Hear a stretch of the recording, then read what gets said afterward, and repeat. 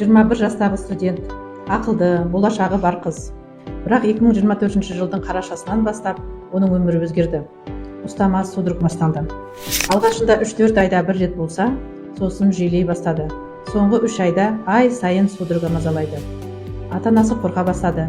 Шымкентте қаралды, Ташкентте қаралды. МРТ, түнгі егі бәрін жасады. Бірақ нақты диагноз жоқ. Тек дәрі, система, тағы да дәрі. Ал ұстама тоқтамады. Ол маған келгенде консультация кезінде менің байқағаным, күнімен телефон, тамақ ішсе де, үй жинаса да, ыдыс-аяқ жуса да екі көзі телефонда. Түнгі 2-3-ге дейін телефон. Таңертең кеш оянады.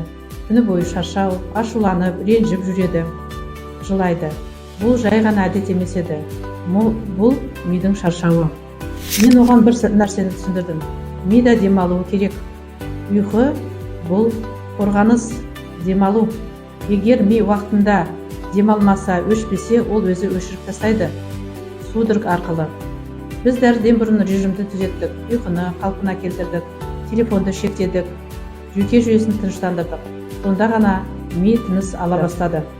Көп адам ойлайды, судорога бұл ауыр ауру, эпилепсия деп.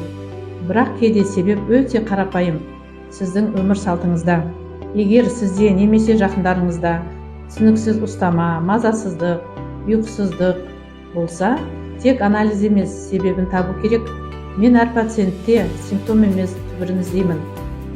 Консультацияға жазылыңыз, себебін бірге табамыз. Сау, сәлемет болыңыздар.